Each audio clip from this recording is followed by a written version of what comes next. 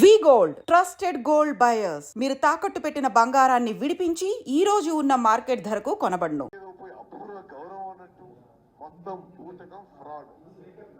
ఆ world economic conference లో ఆహ్వానం కాదు, సాధారణంగా ఎవరు పోయి దానికి ఇంత అమౌంట్ రిజిస్ట్రేషన్ చేసుకుంటే పిలుస్తారు. అపూర్వ గౌరవం అట.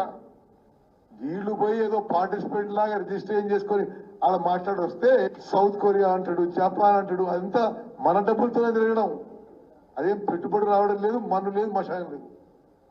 విలాసవంతమైన జీవితానికి అలవాటు పడి విలాసవంతమైన ప్రయాణం మన పైసలతో. గవర్నమెంట్ లో ఇన్వెస్ట్మెంట్ చేసే వాళ్ళకు, ఇండస్ట్రీ చేసే వాళ్ళకు ఎన్నో ఇన్సెంటివ్స్ ఇచ్చి ఫ్రీ ఆఫ్ కాస్ట్ లో ల్యాండ్స్ అలాట్ చేస్తుంది. తద్వారా వచ్చే ప్రాఫిట్ ఆ కంపెనీలకే ఉంటుంది. సమాజానికి వచ్చేదేం లేదు. సమాజానికి వచ్చేదేం లేదు. అది కేవలం లాభాలు ఆ కంపెనీలకే వస్తాయి, పెట్టుబడులు పెట్టే వాళ్లకు అని రేవంత్ రెడ్డి గారు. ఉత్తమ్ కుమార్ రెడ్డి గారేమో ఇదంతా డబ్బులు వృధా, మన పైసలతోని ఇతర దేశాలకు వెళ్తుండ్రు, కొరియాకి వెళ్తుర్రు, జపాన్కి వెళ్తుర్రు, అమెరికాకి వెళ్తుర్రు. ఇవాళ మరి వాళ్ళకు వర్తించదా?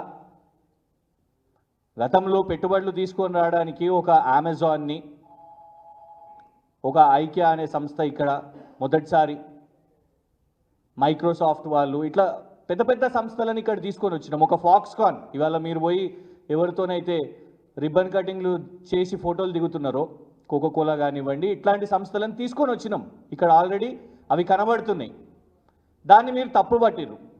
కానీ ఇవాళ వచ్చేసరికి రోడ్ల మీద బ్యానర్లు, హైదరాబాద్ నగరంలో లక్షల కోట్లు తీసుకొని వచ్చినాం.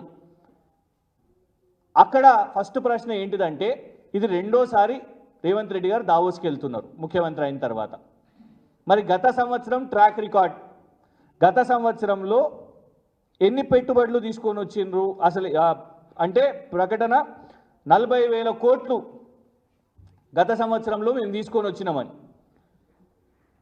గతంలో మా దగ్గర అధికారులు పాపం బాగుండే, నిజాలు మాట్లాడుతుండే. ఇప్పుడు అక్కడ పోయేసరికి జయేష్ రంజన్ గారు లాంటి వాళ్ళు కూడా రేవంత్ రెడ్డి గారి ప్రెషర్తోనే అబద్ధాలు చెప్తున్న పరిస్థితి. ఏం మాట్లాడిర్రో జయేష్ రంజన్ గారు దావోస్ నుంచి 2 రోజుల క్రితం, ఇది కూడా వినాలి.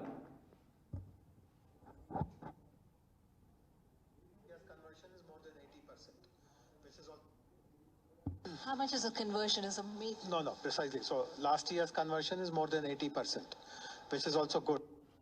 80% ఈ పెట్టుబడులు 40,000 కోట్లు ఏదైతే గత సంవత్సరం డావోస్లో ప్రకటనలు అయినాయో అందులో 80% ఆల్రెడీ గ్రౌండ్ అయినాయంట. ఇది రేవంత్ రెడ్డి గారి బృందం చెప్తున్న విషయం. ఇది గత సంవత్సరం డావోస్లో వాళ్ళు చేసుకున్న ఒప్పందాలు. అందులో అతిపెద్దది రేవంత్ రెడ్డి గారి ఆప్తులు, కాంగ్రెస్ పార్టీకి ఆప్తులు, కొత్త స్నేహితులు అదానీ గారు 12,400 కోట్లు ఓన్లీ అదానీతోని. 40,000 కోట్లలో అదానీతోని 12,400 కోట్లు. రేవంత్ రెడ్డి గారు దేశానికి చెప్పాలి, నిజంగానే ఇవన్నీ గ్రౌండ్ అయినాయా? ఉన్న 100 కోట్లే, నువ్వు తీసుకున్న 100 కోట్లు బీఆర్ఎస్ కేటీఆర్ గారు పెట్టిన ఒత్తిడికి వాపస్ ఇస్తేవి. ఆ 100 కోట్లు వద్దాయని 100 కోట్లు ఆడ బీఆర్ఎస్ వాళ్ళు మమ్మల్ని నేసుకుంటున్నారు. నీ 100 కోట్లు తీసుకున్నందుకు రాహుల్ గాంధీ ఏమో నిన్ను దొంగ అంటుండు, నువ్వు అరెస్ట్ కావాలి, అదానీని అరెస్ట్ చేయాలని అంటుండు, నేనేమో 100 కోట్లు తీసుకొని బద్నామవుతున్నా అని ఆ 100 కోట్లు కూడా ఇస్తేవి. మరి 12,400 కోట్లు ఎక్కడ గ్రౌండ్ అయినాయి? ఎట్లా చెప్తావు నువ్వు 80% పూర్తయిందని? ఇంకోటి గోధీ ఇండియా. ఆ గోధీ ఇండియా లాస్ట్ టైం కూడా మేము చెప్పినాం, కేవలం 27 లక్షల ఫైనాన్షియల్స్ ఉన్న కంపెనీ, 27 లక్షల రూపాయలు యాన్యువల్ ఫైనాన్షియల్స్ ఉన్న కంపెనీ. ఆ గోధీ ఇండియా 8,500 కోట్లు పెడుతుంది అని ప్రకటిస్తేవి. అయిందా? దాని ఇంప్లిమెంటేషన్ అయిందా? అది గ్రౌండ్ అయిందా? కాలేదు. ఎక్కడైంది గోధీ ఇండియా? జేఎస్డబ్ల్యూ గత సంవత్సరం ఉంది ప్రకటన, ఈ సంవత్సరం కూడా ఉంది. అది ఇన్ఫ్యాక్ట్ పాత మా టైం నుంచి నడుస్తున్నది.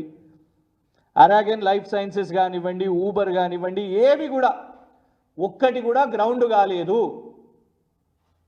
కేవలం ఆ 40,000 కోట్లు ప్రచారానికి మాత్రమే. అన్ఫార్చునేట్లీ రాష్ట్ర వ్యాప్తంగా మీడియా స్పేస్ దండగా అవుతున్నది రేవంత్ రెడ్డి గారు ప్రకటనలు చేయబట్టి.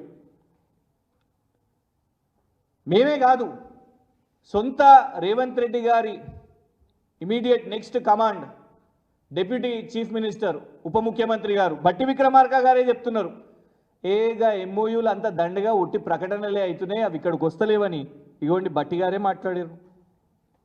దావోస్ లో జరిగేటువంటి ఎంఓయూస్ అన్ని కూడా ఎక్స్ప్రెషన్ ఆఫ్ ఇంట్రెస్ట్ మేము మీ రాష్ట్రంలో పెడదాం అనుకుంటున్నాం అనే దానికోసం ఎంఓయూ.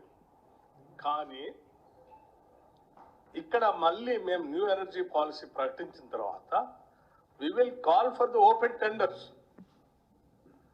ఆ ఎంఓయూ చేసుకున్న వాళ్ళైనా ఓపెన్ టెండర్స్ లో రావాల్సింది. ఎవరైనా ఎంఓయూ చేసుకున్నంత మాత్రం ఆయనకి ఇచ్చేదేం లేదు. ఇది రాష్ట్ర ఉప ముఖ్యమంత్రి గారు మాట్లాడుతున్నారు. రెడీగా ఉండడానికి తెలుస్తుంది తప్ప ఎంఓయూ చేసుకున్నాడు కాబట్టి ఇస్తామనేది లేదు ఎక్కడ. It is not a binding factor. వీరేమో 1,00,000 కోట్లని హోర్డింగ్లు ప్రచారాలు, అందరు ఎమ్మెల్యేలు రండి విమానాశ్రయం దగ్గర నాకు స్వాగతం పలకండి, నేను సాధించుకొని వచ్చిన 1,70,000 కోట్లు తీసుకొని వచ్చిన అని చెప్పబడుతుంది.